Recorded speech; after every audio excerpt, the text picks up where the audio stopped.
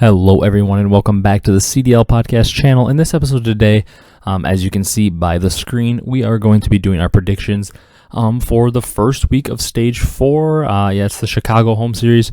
Would have been a great one to be at in person. Obviously the biggest fan base. It probably would have been one of the best events because Hecz, I'm sure, would know how to put on an event. But yeah, in this one we're going to be doing our predictions for the first week of stage 4. Please be sure to leave a like, comment, and subscribe if you enjoy. We've really been growing a lot on the channel recently, which is awesome to see. I'd love to see the growth, and I'd love to interact with you guys, obviously, as you all know. But without further ado, let's just get right into this video. Before we do predictions, obviously in the last video, it was a little delayed from reactions for the weekend, so I was able to talk about a lot of the roster moves. But one roster move I wasn't really able to touch on was Huke being benched from 100 Thieves, or LA Thieves, because that hadn't been out at the time of recording the video. It came out like the day after I posted the video. So I'd like to quickly just talk about that and my thoughts on that before we get into the predictions, because that's really only like the major roster news. I mean, like Zap was officially announced on Paris and Classic was officially announced on Seattle, but we touched on that already in the old video. So if you haven't seen that, go check it out if you want to hear my thoughts on that. But my thoughts on the Huke situation. So when the whole Huke to LA Thieves happened, and TJ was benched, I kind of was very skeptical of it. But I mean, JCap knows Call of Duty much better than me. I'm sure Muddog also knows Call of Duty much better than me. Also, they have a lot more insight into the team. So I kind of trusted it, and I was like, okay. I mean, I personally would have thought to bench Venom because I think TJ offers a ton in Search and Destroy, and I honestly think his respawn is, if it's worse than Venom, it's a very, very tiny bit worse. It's not like significantly worse. It's not like he's only a search player and just sucks in respawn. He's also a pretty solid respawn player, and he seems to always make the right play. Excuse me. So I kind of thought that it was the wrong decision, but like I said, maybe there was a chemistry issue, and they know what's going on a lot better in their team than I do, so I kind of gave them the benefit of the doubt. And then obviously we see them in their last match of Stage 3 in the regular season lose to New York in a 3-1 fashion. And they showed flashes, but overall they got handled pretty easily by New York. And then in the major, we see them win, I believe, one match in losers bracket, but then they lost and were knocked out of the tournament. And, you know, like, they showed signs of improvement, but I thought, you know, they'll just keep going forward with this team because, I mean, it was just like 3 matches. So obviously they need time to gel, and now, no, they just bench Huke, put TJ back in the lineup. I honestly still think that the highest ceiling lineup for this team would be TJ, Huke, Draza, and Kenny, and just not having Venom in the lineup. But I can't really knock them for making this move because they did look like potentially a top 4 team with this roster before Huke was even a part of the picture. So my general thoughts on it are, like, I don't mind it for it being the safe play. However, I don't really understand the fact that I don't know exactly what the numbers are on the buyout. But I know from what I've heard and rumors I've heard that they paid an astronomical amount to get Huke over to LA Thieves. So it seems very weird. If this is the end of his time ever playing for LA Thieves, it seems very, very odd. You'd pay that crazy amount. I'm sure you have him on a very large contract that you're paying him a lot of money, and he probably has guaranteed money on that contract if it's anything like any other sports. And you're going to be probably paying him with buyout and the contract you sent him to probably over $1 million. It's a lot of money to invest in a player that you let play for 3 matches. So my thought is Huke. I almost think LA Thieves might be doing a trial period where they're kind of like looking at Venom and Tej one more time and deciding who they want to bench. Because I just don't think there's a way that Huke doesn't make it back into this lineup. They paid way too much money, and he's way too much of a talent. It's just a weird situation. My overall thoughts are I don't mind the move because they were so good before Huke, and I think the roster can still get back to that top 4 form and be like a competitor, and be competitive to maybe find a way to a final or to finish top 3 pretty consistently. Maybe find a way to sneak into that top 3 and be around on Sunday at Champs. But overall, I'm just very, very skeptical of the move. It's like, I understand you want to make the safe play, but I don't understand if you're picking up Huke, you knew that it would maybe take time for the team to gel, so I don't understand why you wouldn't give it time, I guess is my thought. It's just weird to make the move so early and not give him a little more time. So I hope he at least gets a chance to be back in the lineup because it'd be very weird to do it this way. But enough ranting on that. This video is for making the predictions for this upcoming Stage 4, so we're going to get right into that. Kind of a tough week to make predictions because it always is tough with teams coming off a 2-week break. You don't know what they've been working on, how much practice they've gotten in, what changes they made to their system. Because, I mean, we've seen random teams come out and just be good all of a sudden when they weren't in the past. And also we have, like, On this list, we have Paris with a roster change. We have Dallas with a roster change. We have London with a roster change. Minnesota with a roster change. Thieves back to their old roster. Subliners are the same. Gorillas are the same. Obviously, like I said, Surge is making a change. I mean, there's like 6 teams, I think. Half the league is making changes or reverting back to old rosters in the case of LA Thieves. But, like, makes it hard to predict. But we'll get right into it. We'll see if we can find a way to get some good points this week, and I'll have to actually make sure I hit save predictions so I can actually get my points for this entire stage. That's honestly my biggest goal, not to get predictions right, but to actually remember to save for the entire stage for every week. If I do that, I'll consider it a success. But the first match, we've got Atlanta versus Paris. I feel like they're just kind of tossing us up a little soft pitch here right down the middle. And, I mean, it's pretty obvious we should pick Atlanta here. I think I'm going to go 3-0. The most recent we've seen both these teams, Paris looked lost and they couldn't win a map. Granted, they have a team switch. Maybe they'll have a little honeymoon phase like we've seen a lot. But I don't think a honeymoon phase is enough to knock out the best team in the game right now. I mean, we saw Atlanta thoroughly dominate. They dominated everybody except for New York in that winners final when they lost to them. I mean, I guess they played Toronto pretty tight too. Toronto played them tight, but Toronto's the second best team in the game or the third best team in the game along with New York. So, I mean, that's expected. But Atlanta is the best team in the game right now. They look dominant. And from what we've seen, Paris is either the 11th or 12th best team in the league, maybe the worst team, like I just said. So, I mean, I don't see a way that Paris wins this series at all. Maybe they take a map because they're a new team and they're fired up, and maybe Atlanta's taking them a little lightly.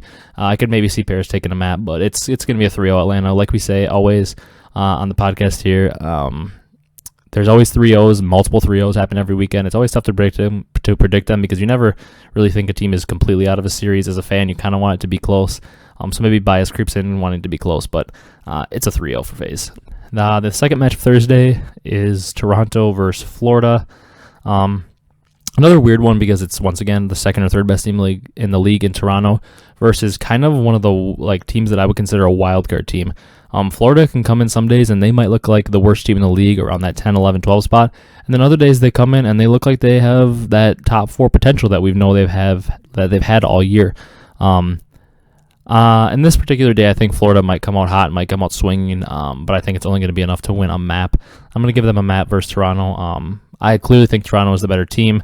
Toronto did show some weaknesses towards the end of the stage in the major. I mean, in the major especially, we saw them lose multiple search and destroys. They got beat in, I believe, 2 hardpoints versus Optic, and they had looked so strong in hardpoint in the past. So they started to kind of show some cracks in the armor from the dominant team we've seen them. But they still took Faze to 2 Game 5s and lost both times. But they took them to 2 Game 5s. They looked very good. They beat a team like Optic in a 5-game series, which I know Optic was struggling, but they had caught fire. And Optic is always a team that if you beat them, it's a good win because they're a bunch of quality players. Still think Toronto is probably the second best or third best team in the league, and I think Florida is not going to have one of their red hot series where they come out and win it. So I'm going to go with Florida 3-1, Toronto 3-1. Then moving on to Friday, the first match is one that I find very interesting and weird to predict, simply because usually when we see Empire versus Ravens, it's a pretty easy Empire because they've been so dominant since the CDL started, and Ravens have generally struggled since the CDL started. However, we've got new rosters for both teams. Vivid's in along with Illy, Shotzi, and Krim. And then on the other side in London, Afro and Alex. Alex is back in for Zed and Zap. Kind of a weird one to predict because from what I've heard, I guess I've heard mixed feelings, but from what I heard last year, I thought Afro was supposed to be one of the top prospects in Europe. But then recently, since they subbed him, I've been hearing people say he maybe was a lot better in Modern Warfare and isn't as good this year. I'm not really sure about that, so I could be hearing that wrong. But that's what I thought I had heard from people. I don't know too much about Afro. I tend to know more about the NA AMs because a lot of them are former pros, so I know a little bit more about them. But Afro was never a former pro from my understanding from the EU because I think he just recently turned 18 and he maybe is 19 now. But I'm pretty sure he started competing last year. And I heard he was a beast last year. I think he won a ton of events in the EU Challenger scene. But I don't know a ton about him now, and people are saying he isn't as good this year. And then Alex, obviously, we don't really know. Obviously, he had to leave for family issues, but I don't know how much he's been playing, so it's a little bit of a question mark. So that's why I'm going with Dallas in the series 3-1. I also think Dallas's new roster could be very good. I think Shotzi could benefit a ton from Vivid's pace. I'm assuming Vivid and Shotzi are going to be the subs, and they're moving Illy back to flex, is what I would think.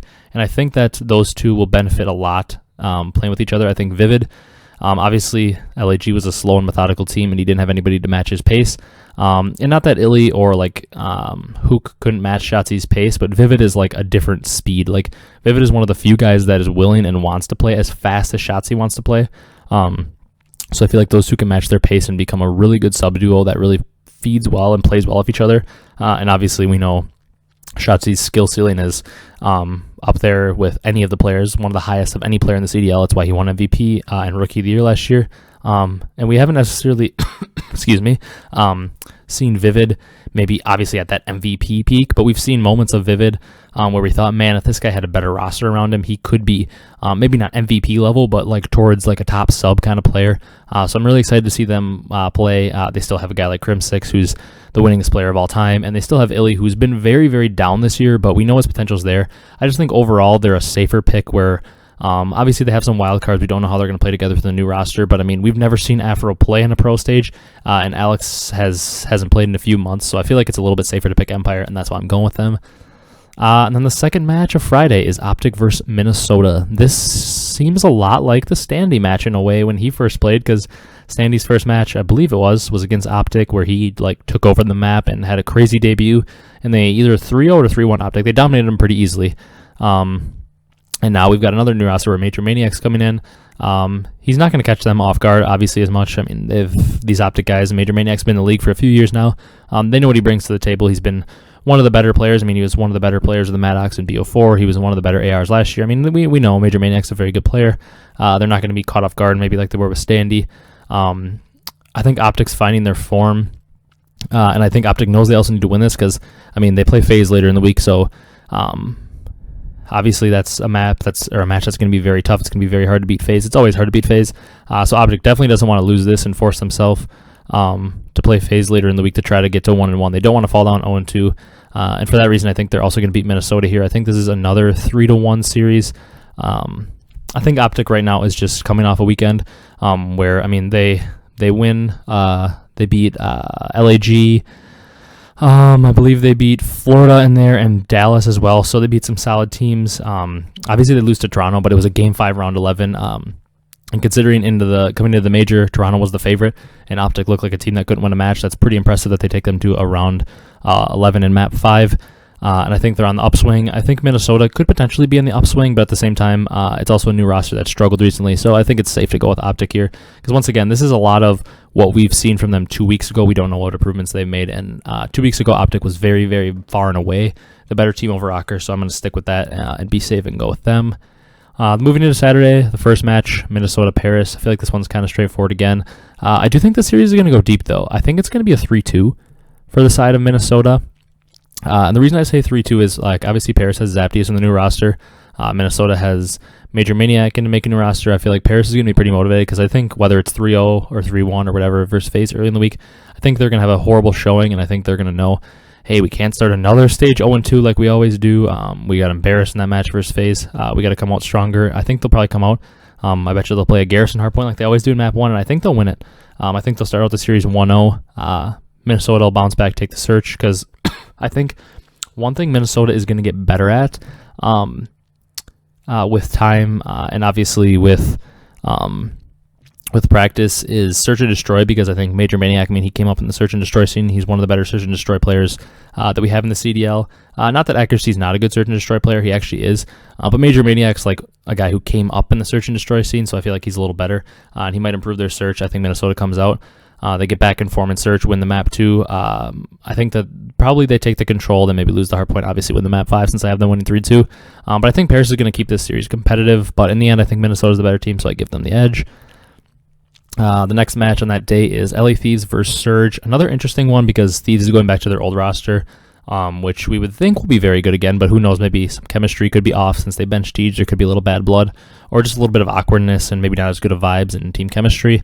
But they're back to their old roster, so we think they're going to be strong again. Surge are another interesting one because, I mean, from everything we've seen so far this year, we shouldn't believe in Seattle at all because they've been horrible, most likely. I mean, they're probably the worst team in the league overall this year, so they've been horrible. We've seen nothing to believe that they really should be good besides that, like, 2-week stretch in the middle of the year in, like, stage 2, I think it was. where they started to look a little bit up and they won a couple matches, and we were like, okay, maybe Surge are on their way up.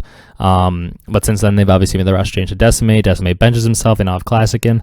And I mean, all you guys know on this podcast, I've always thought Classic is one of the most underrated players in the league. I mean, the dude wins an event. I'm not sure about AW, but he won one in BO3. He won one in IW. He won in World War II. He won an event in Black Ops 4, although that was kind of weird with the Rampart. He won the Toronto home series with Toronto in MW. I mean, so that's like at least 5 games in a row he's won an event. Obviously, he hasn't won one this year. Paris has struggled, but that's like 5 games before this game straight. At least, I'm not sure if he won one in AW or not, but that's at least 5 games before this. He won a major event in every single game. I mean, the dude's consistently on teams that win, and on his team in a lot of those situations. Octane was on his team multiple times for those situations. Gunless was on his team at least once for one of those situations. He hasn't really teamed with Pristini to my knowledge, but I feel like Pristini and Classic can match each other's pace. I think Gunless, he obviously is a little hot and cold this year, but he can at times be one of the best flexes there is. And Octane, obviously, we know he has potential to be the best AR on any given day. So I feel like we deserve to give Seattle some respect. So I'm going to give them a map. I want to give them 2, but I think I might go 3-2 in the last series as well on the day. So it's tough to say that we're going to have all 3 2s. So I'm going to give Surge a map. I do think there's a way that they find a way to win 2 maps, and maybe a super outside chance that they find a way to somehow win the series if the chemistry for LA Thieves is really off after inserting TJ back, but I don't see that being the case, so I think Thieves are going to win it. But I will say I think Surge have a decent chance. Like, I don't know. I mean, I don't think switching Classic in for Decimate or Looney is something crazy, but it's just so hard for me to believe that a team with Octane, Classic, and Gunless can be so bad because they're such successful players in Call of Duty history, but for some reason it just isn't working out, so I got to go Thieves 3-1. Then the final match, the marquee match, the Game Fuel double points match. It's Subliners Gorilla. It's kind of a weird match, but honestly, the matches on this Saturday, just in general, really don't look that great. I mean, Minnesota Paris, Thieves Surge, and I mean, Paris and Surge are 2 of the bottom teams, and then Gorillas are kind of maybe the 10th team versus Subliners. Like, man, they really could have thrown some better matches on Saturday, but this is a tough one because I'm obviously going New York. I don't see a way that you could pick LAG in this one. I mean, LAG could certainly win it, but it's tough to pick against New York. They're coming off making the finals in a major and being there from the winner side of it. It's just a matter of if I want to go 3-1 or 3-2 because I respect Gorillas a lot and think they can make any series close. I think Subliners come out a little flat and allow LAG to keep themselves in the series early. That's why I just said and went with 3-2. I decided on that because, like I said, LAG just finds a way to compete in every series. Granted, they seem to always lose it in a map 5. That's the other reason I go 5 is because LAG recently has been forcing a ton of map 5s. It's kind of like their MO. They force map 5 and lose it all the time. I think they once again lose it here. I think maybe New York comes off the high of the tournament, maybe a little like sluggish start because they didn't win the last tournament. Maybe they're a little behind. Started a little slow. Maybe LAG wins the opening hardpoint or something, and then New York wakes up. Rattles off 2 maps, wins in map 5. I could easily see New York winning this 3-0 or 3-1 as well. Maybe they don't come out slow. Maybe they come out firing. They're motivated after losing the final because they're certainly a better team than LAG and just are more talented. But like I said, LAG recently, since the switch to Chino, they play super structured. They play very smart, and they always seem to find a way to, even if they get 3-0'd, they're very close matches, and they force a lot of 3-1s and a lot of 3-2s. And they've even gotten a couple wins in there, but they seem to always play every match close. That's why I give them 2 maps. Okay, moving on to Sunday, final day of the weekend, obviously. First match, Florida-London, another just weird one to predict. I really think, with the way we've seen Dallas struggle recently, and then making a roster change, as well as London making a roster change, and then Florida with how inconsistent they are, and London, like I said, still making a roster change. I really think there's a way that London could come out of this week 2-0. I think they realistically could beat Dallas and Florida, and I also think there's a way that they come out 0-2. Losing to both teams. I could see them winning, splitting. I just think London has like endless possibilities, and I just have no idea where to go. I'm not confident that they'll go 0-2, 2-0, or 1-1. I think any of them are like, I think it's like a 33, 33, 33. I think they have even chance to do all of it. I'm actually going to pick them in this series. I wasn't planning on it coming into this, but I think I'm going to go 3-2. Florida doesn't have a lot of experience in Game 5s. Maybe that hurts them here. I just am going to bet on the fact that they haven't seen Afro play. Alex can maybe step in and play well, and then Shawnee and Paul continue to be consistent. I'm going to bank on the fact that hopefully Afro is kind of like a star for them, and Florida's inconsistencies show again. They lose this 3-2. If they do end up losing to both Toronto, which obviously wouldn't be that much of a surprise. And then they lose to London. I think Florida probably makes a roster change and takes out Havoc at that point if they go 0-2 this week. I think it's probably more likely that Florida wins this match, to be honest, but I got to go bold with some, and I do think London could win it. So I'm going London 3-2 simply from the fact that they have so many wild cards, and I think maybe, who knows, the wild cards just step up, Paul will play better, and they'll come out and they'll fry, and they'll win this 3-2. Then in the second match of Sunday, we got Toronto-Dallas. Obviously, once again, we've seen Toronto beat Dallas recently, but Dallas obviously has a new roster. I do think they're going to get better with the roster, but I think Florida is still a team that we have to give our respect to, and for that reason, I'm going 3-1. Man, I have all... Oh, no, I have 3-0, 3-1, 3-1, 3-1, 3-2, 3-1, 3-2, 3-2. I mean, we're going 3-0 here. We're going to say that Toronto 3-0s Dallas. Excuse me. The reason I'm going with that is because, once again, there's going to be more than 2 3-0s. There's probably going to be half these matches are going to be 3-0s. There's a lot of 3-0s. And this is one that I don't think I can go 3-0 Optic over Atlanta, and I don't think I can go 3-0 Atlanta over Optic. I feel like at least whoever the losers of the match, you'll see who I think is going to win a map. I don't think either of those teams are bad enough to go out 3-0. I think Dallas will just be adjusting to the new team. And I think this is probably their final roster change of the year, so I feel like they're going to just take their time, get everything right, not overreact, and not overreact to anything in general. So I think we see Toronto take this. I do think they could easily be 3-1 or 3-2 fashion. I think there's even a way that Dallas just comes out super hot honeymoon period, saying hey, you guys have all forgot about us. We're a good team. We're the defending world champs. And they come out and they fry and they beat Toronto, because we've seen Toronto on a little bit of a downslide, losing more maps in the major than we were typically used to seeing them lose over the last month. But I think that's a lot more unlikely than Toronto just winning the series outright. And I'm going 3-0 because I got to predict some 3-0s in Toronto. I mean, despite a little bit of struggles at the tournament, they still only lost to Faze. So I think we have to at least pick them over Empire, and we're going 3-0 to be bold. Then the final match, the Sunday match, the Game Fuel double points, so we want to get it right. It's Faze Optic. It's an interesting one because if this was just last week, we saw Faze dominate them with the whole controversy with the ping. We don't want to get into that too much. But it's an interesting one to predict because obviously we've seen Optic looking better. In the major, they looked a lot better. They look to be on the upswing again. And same with Faze. They were up. They were the best team, kind of dropped down. Everybody had them below Toronto. They weren't on a necessarily downfall, but they didn't look as down as they did early in the year. And then they ticked back up in the Stage 3 major, and they looked a lot better. They win the event. They kind of dominate. Overall in the finals, they look very, very good. They seem to be the best team in the game again. And for that reason, I'm going to go Faze. I think this is going to be a 5-game series, though. I do see a way that maybe Faze wins it 3-1. I very much doubt there'll be a 3-0. And once again, it's Optic Faze. There's a lot of high tensions in the match. They always want to beat each other. Arcitys versus former team. They probably want to take him out finally since they haven't beat him this year. Optic hasn't beat Faze. So I do think there's a world where Optic wins this in a 3-2, 3-1 fashion. But I definitely don't think that either team's winning 3-0 like last time we saw Faze win 3-0. I think both teams are more in form now. I think Faze is kind of on the upswing, and so is Optic. They're both kind of in form. I think both have a chance to win the series, but I believe the safe pick is to go with Faze because they've just been, they're the best team in the game right now after winning the last major. And while Optic is on the upswing and might beat Faze come the end of this stage, I think at the beginning they still have a little more work to do. So that is why I'm going with Faze. So there you have it. There's my predictions going with Faze, then Ultra, Dallas, Optic, Minnesota, Thieves, Subliners, then London, and then Toronto and Faze again. But yeah, that's going to do it for this one. Comment down below your thoughts on the bracket, what you think is going to happen. Are your picks the same as mine? Are they complete opposite? Do you have some crazy upsets? Do you think Surge is going to pull off the upset? You think Empire or Florida are going to find a way to upset Toronto? Do you think Optic's going to pull off the upset versus Faze? Is Paris going to do the impossible and pull an upset on Faze? I definitely don't think so, but yeah, that's going to do it for this one. A little bit shorter, obviously really not that short, still over 20 minutes, but we keep these predictions a little bit shorter than the reactions at least. But that's going to do it. Please be sure to leave a like, comment, and subscribe if you enjoyed.